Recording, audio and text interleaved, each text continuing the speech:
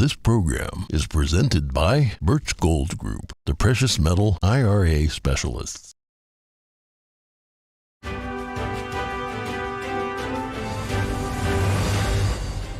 Good morning. In today's headlines, a historic expulsion of 2 state lawmakers in Tennessee as the aftershocks of the Covenant school shooting continue. A news report says Supreme Court Justice Clarence Thomas has been accepting undisclosed luxury trips. Senate Democrats call for a probe, but what are the rules? House Judiciary Chairman Jim Jordan issues a new subpoena for a former Manhattan prosecutor who pushed to indict Trump. We'll tell you what the GOP is looking for as they probe this unprecedented legal case. A colorblind society based on merit. A conservative activist is fighting race-based admissions policies and warns about a dangerous message in critical race theory. And Shen Yun Performing Arts kicked off its first performance at New York's Lincoln Center last night. A Broadway actress and an Oscar-winning producer shared their thoughts on the show.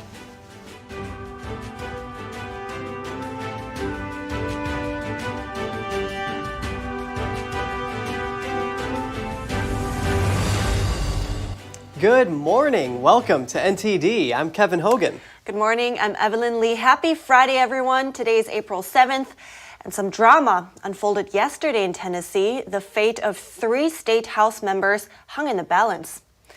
A gun control protest resulted in expulsion for 2 Democratic lawmakers. The Tennessee House voted on the move a week after protesters flooded the state capitol. NTD's Daniel Monahan brings us more. The 3 Democrat representatives up for expulsion arrived in the chamber arm in arm. A large contingent of police officers were on hand as protesters filled up the building and sang defiantly. A Republican supermajority later voted to remove Representatives Justin Jones and Justin Pearson. Jones spoke with supporters as a large crowd sang in protest, while Pearson insisted the lawmakers wouldn't be silenced. Resolutions to expel the members were introduced on April 3rd. This after the lawmakers led protesters with a bullhorn and chants calling for gun control while on the House floor, as demonstrators flooded the state capitol building, leading to some tense moments. The protests followed the deadly Covenant school shooting in Nashville the week before, which left 6 people dead, including 3 9-year-old children. Republican representatives, including Gino Bolso, quickly introduced a motion to remove the 3 lawmakers. Representative, will you agree that your conduct on March 30th was wrongful? Representative Gloria Johnson was spared expulsion for her part in the House floor protests by 1 vote. 7 Republicans crossed party lines to vote against her removal. Johnson believes her race played a role. I think it's pretty clear I'm a 60-year-old white woman, and they are 2 young black men. Some say she may have been pardoned because she did not use a megaphone to lead chants like her peers. Representative Jones says the day was a historic one for Tennessee. But it may mark a very dark day for Tennessee because it will signal to the nation that there is no democracy in this state. While Representative Justin Pearson remained defiant. If we must be out of order to lift those who've been pushed to the bottom, to the top of the conversation in the State House, then that's what we'll do. And vowed to continue the fight. We will never quit. We will never quit. We will never quit. Since the Cold War era, only 2 other Tennessee state representatives have been expelled. One in 1980 for corruption and another in 2016 over sexual misconduct allegations. Daniel Monahan, NTD News. In other news, a new subpoena related to former President Trump's indictment is served. House Judiciary Chairman Jim Jordan yesterday formally asked for an appearance from a former Manhattan prosecutor. That prosecutor pushed for an indictment against Trump and even wrote a book titled People versus Donald Trump. NTD's Melina Wisecup has the story. Mark Pomerantz is the former New York County Special Assistant District Attorney. He served under District Attorney Alvin Bragg, who's now leading Trump's indictment proceedings. Bragg told Pomerantz not to cooperate with previous requests from House Republicans. But in his subpoena, Congressman Jordan points out that Pomerantz has already discussed many topics the committee is interested in looking at, via public interviews and in his book. When Pomerantz served under Bragg, he led an investigation into Trump's finances, but he resigned in February of 2022 due to Bragg's initial unwillingness to pursue a criminal case. Jordan accuses Pomerantz of putting political pressure on Bragg to bring charges against Trump. In his subpoena, Jordan writes that Congress's role is to use oversight to prevent political prosecutions because he says if state or local prosecutors are able to engage in politically motivated prosecutions of presidents, it could have profound impacts on how presidents exercise their powers. Jordan gives this example. The president could choose to avoid taking action he believes to be in the national interest because it would negatively impact New York City, for example, for fear that he would be subject to a retaliatory prosecution in New York City. The subpoena directs Pomerantz to appear before the committee on April 20th. Senate Democrats are calling for an investigation into Supreme Court Justice Clarence Thomas. A news outlet says Thomas has failed to disclose luxury trips that he took. Here's the story. Investigative journalism group ProPublica published a story Thursday cataloging various trips that Supreme Court Justice Clarence Thomas has accepted from Republican megadonor and businessman Harlan Crow. The report says for more than 2 decades, Thomas has been going on luxury trips aboard Crow's yacht and private jet and vacationed at Crow's private resorts. ProPublica alleges that the justice failed to report the trips on financial disclosure forms. Senate Judiciary Committee Chair Dick Durbin, a Democrat, said his panel will act based on the report. Durbin said the justices must be held to an enforceable code of conduct like other federal judges. Supreme Court justices, like other federal judges, are required to file an annual financial disclosure report and list gifts they have received. But food, lodging, or entertainment received as personal hospitality of any individual doesn't need to be reported if they take place at the private residence of that individual. That's according to a judiciary policy guide consulted by the Associated Press. In a statement, Crow told ProPublica that he and his wife have been friends with Thomas since 1996, 5 years after Thomas joined the High Court. The businessman said in his words, "Hospitality we have extended to the Thomases over the years is no different from the hospitality we have extended to our many other dear friends, and that the couple never asked for any of this hospitality." Crow said they have never asked about a pending or lower court case, and Justice Thomas has never discussed one, and we have never sought to influence Justice Thomas on any legal or political issue. The ProPublica report says Crow has invited other guests to his private resorts, including executives at Verizon, major Republican donors, and a leader of the American Enterprise Institute. A conservative activist and author wants to make people colorblind. Kenny Xu is crusading against race-based admissions policies and warns about choosing future doctors based on skin color, not excellence. NTD's Daniel Monahan has the report. Author Kenny Xu is the son of Chinese immigrants. They sacrificed a lot to give him the American dream and a life in a free country, and they taught him not to waste that freedom. You know, yeah, you're free to be lazy in this country. You can even get some money to be lazy. But that's not the way to have a successful life. That's not the way to impact your community. That's not the way to be a blessing to others. So my parents taught me those values to really respect hard work. And so that's why I have such a low tolerance for victimhood. Kenny is calling out universities for using race-based admissions policies like diversity, equity, and inclusion, or DEI. They say, for example, well, there are not enough black doctors, which there aren't. There are very few black doctors in our country. But their solution is to forcibly increase the number of black people getting admitted into medical school, even with lower standards and qualifications.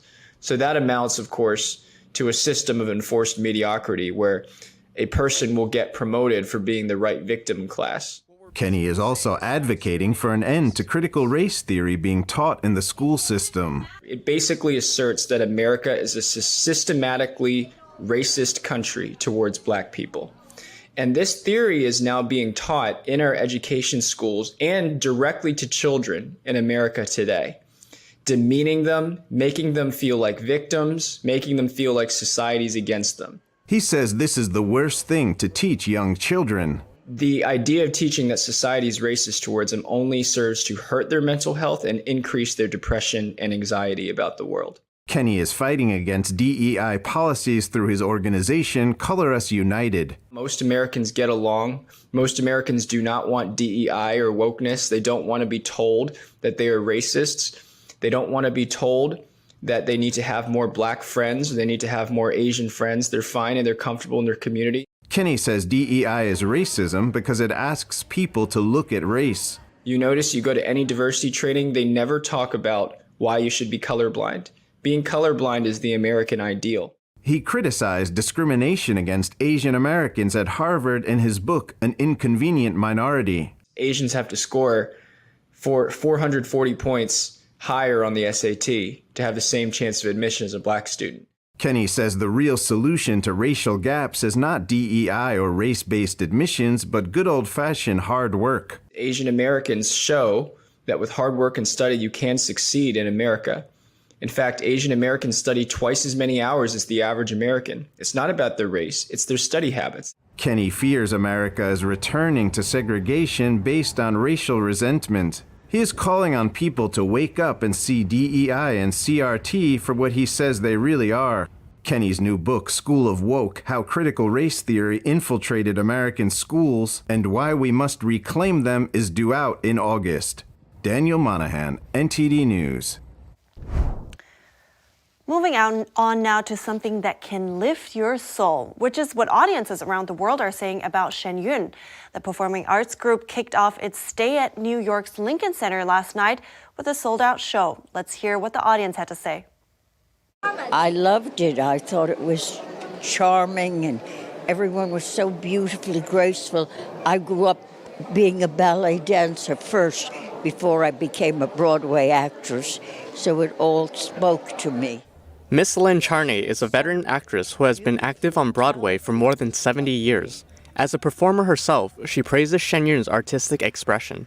Enjoyed it. It was visually wonderful.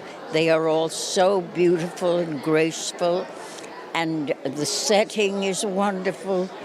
The scenery, the costumes, although production is a visual splendor. Extraordinarily talented artists, some brilliant stage work. It's quite magical. Tony Mark is an Oscar-winning film producer. He shares his appreciation of the performance. I loved Shen Yun, and I'm so happy that this culture exists here and that someone was able to take Chinese culture outside of politics, but to actually take the old Chinese culture that dates back and put it in front of an American audience, because it's so rich and it's so beautiful. I think it means a lot to the performers to be able to express themselves this way, and it means a lot for the audience to be able to experience something like this. And all of these performers, the musician, they just embodied that divine concept. I feel like I'm in paradise. It takes you someplace else. It is more like a spiritual dance than anything else. It's like they're flowing, and it's like they're always looking up, It's like they're always looking up, like to paradise or something even more powerful than themselves, right? So it's exhilarating. Shen Yun will be performing at Lincoln Center, New York until April 16th. Well done, artistic director, well done, musical director, well done, performers, and thank you very much for bringing Shen Yun to New York. Congratulations, and thank you for giving us such a beautiful performance. NTD News, New York. And Shen Yun is giving 13 performances at New York's Lincoln Center. 3 of the 13 were added recently due to popular demand. Most of them are already sold out. Organizers are adding additional seats on short notice. So if you would like to catch that in New York City, you can find the tickets on shenyun.com. 1 million people see it every season. Oh, so that tells you a lot. Yeah. We got a new topic coming up. Israel hits terrorist installations in Lebanon and the Gaza Strip after being targeted with a barrage of rockets. Find out what provoked the attacks during a delicate time. The search continues for 10 missing crew members of a military helicopter in Japan. We have more on what's known so far about the crash in a minute.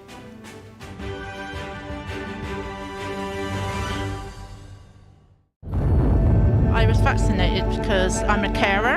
I've had all three and I have the flu one as well. As far as the government is concerned, I believe they are doing the best thing for the nation. I just thought it was better that I get it done. I wanted to protect other people.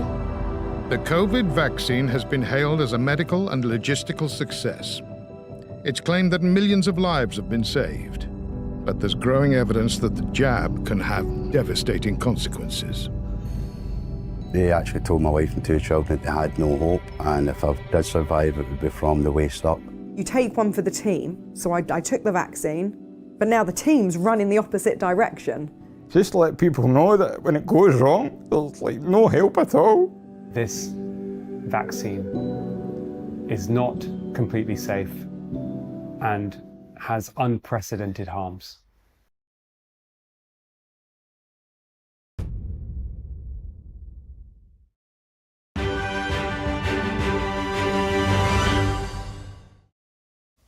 Welcome back. Israel hit terrorist targets with airstrikes in Lebanon and the Gaza Strip earlier today.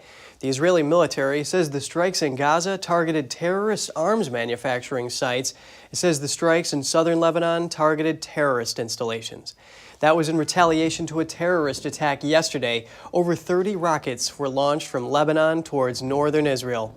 Israeli police raided a mosque in Jerusalem's Old City twice on Wednesday. That was followed by more than 40 rockets that were launched at Israel from Gaza overnight.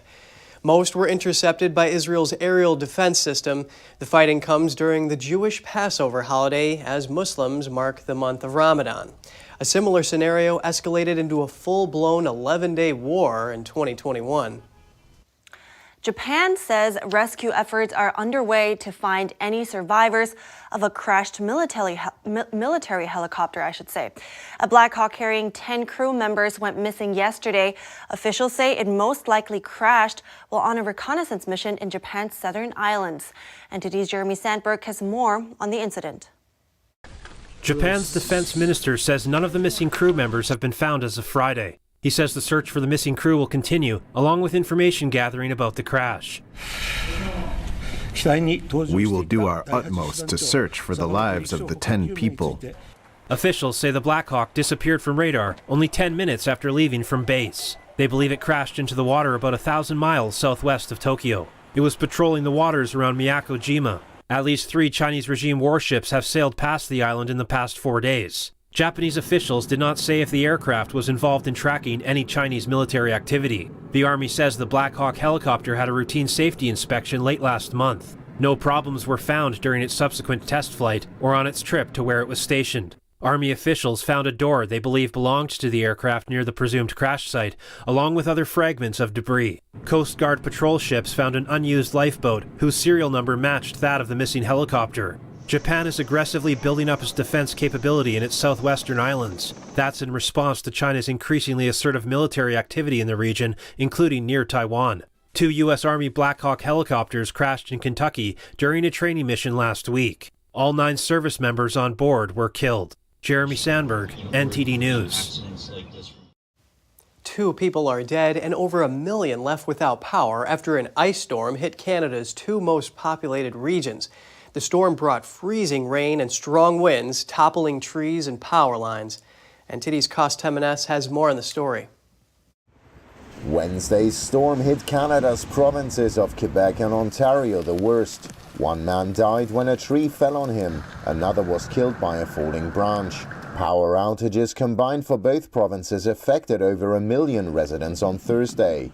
The storm caused damage to homes and vehicles. The 2 provinces account for more than half of Canada's total population of nearly 40 million. Speaking in Montreal on Thursday, Prime Minister Justin Trudeau promised to offer support. It's important for people to stay safe, and it's important that people do what we always do in times of difficulty. Neighbors will be there for neighbors. People will help out and support. Montreal is among the worst hit areas in Quebec, accounting for about half of the total power outages. I'm glad to be with the Prime Minister of Canada today and my colleagues at the city. and the firefighter director as well. And my message is that the first, all the Étoile Bleue, everybody at the Lisbon and Hydro Quebec have been working really hard since this morning to clear the streets, the main streets first, then it will be the local streets, and then we will go in the park. The local utility company said they're hoping to restore power to 2/3 of houses by midnight on Friday. But the long Easter weekend and complicated access to some areas may cause further delays, meaning some Canadians will be spending Easter in the dark. Cost Jimenez, NTD News. After the break, an Omaha high school senior wrote a children's book to make sure kids get to know their strength they carry from a young age. The story she shares is a special one. We spoke with her.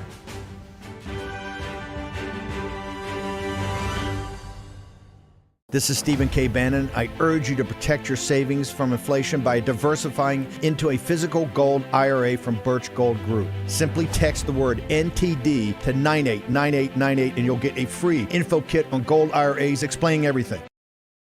Communism is evil. Oh, come on. Listen, if you're as tired of the censorship as I am, I've actually got good news for you. Check out epictv.com. It's a brand new censorship-free video platform where you can find not only my show, but other deep documentaries, great programs, and honest movies that bring you the news without all the spin and the fake narratives. So, I'll see you there.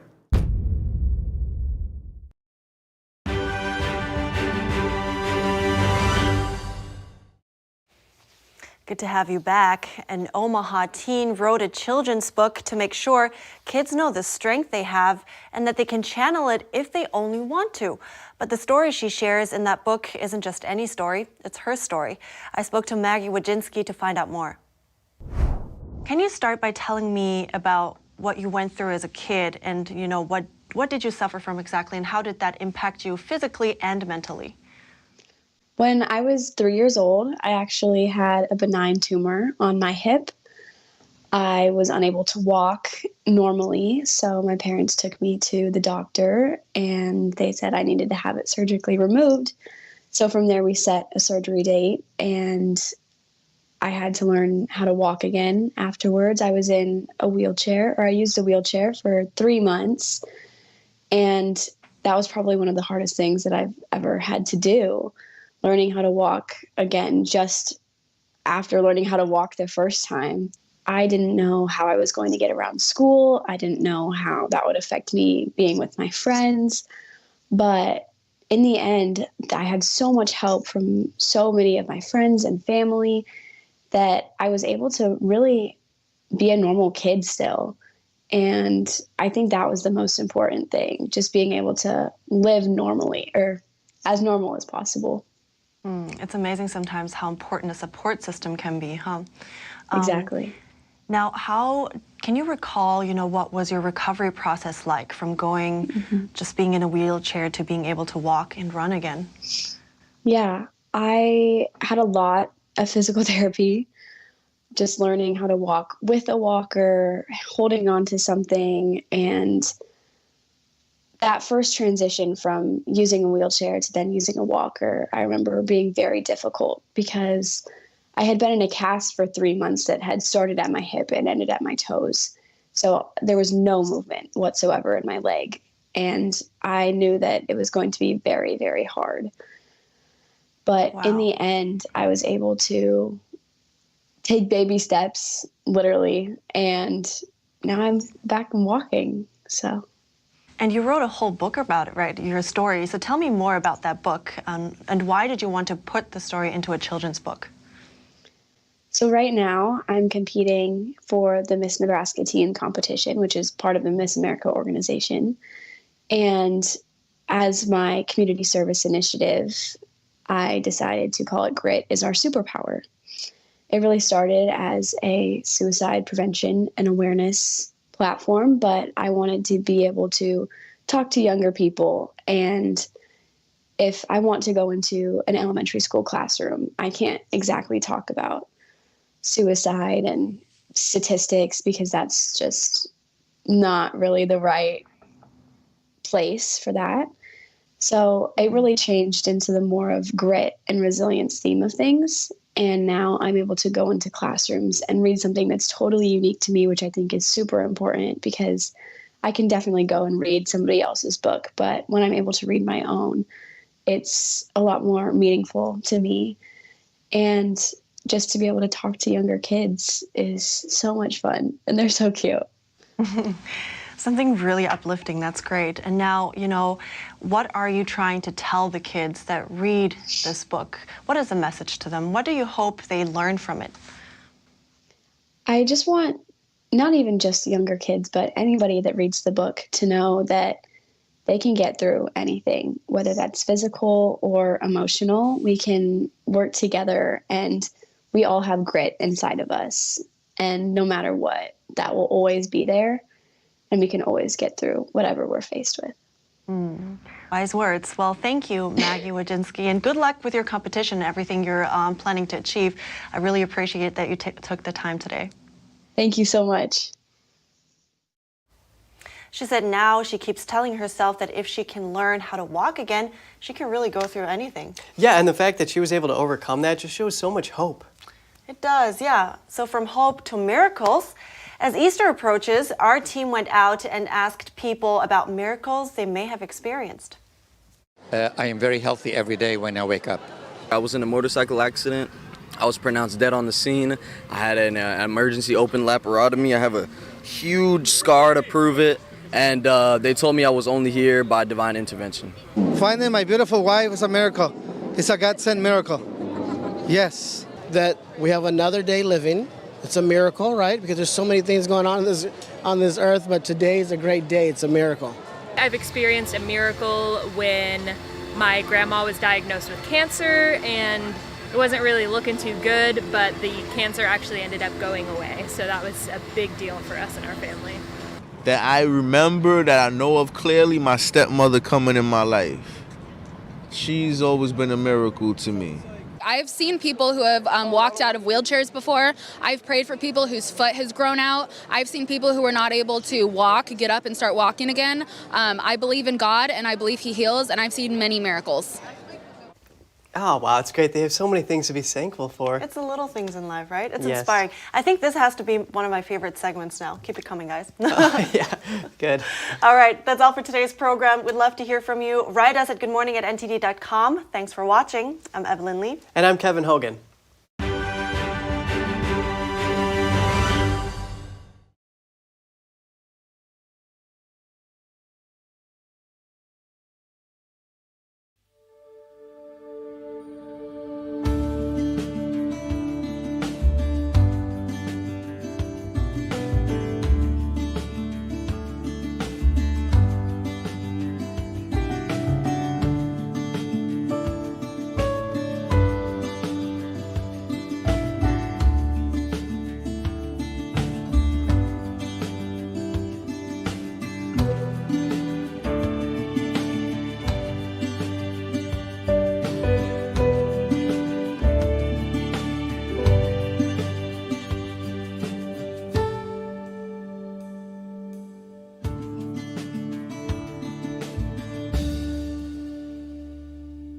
Thanks for watching us on YouTube. Did you know YouTube only keeps selective videos on its platform? So if you want to make sure you get the full picture, just subscribe to our newsletter. Go to newsletter.ntd.com and sign up. It's free.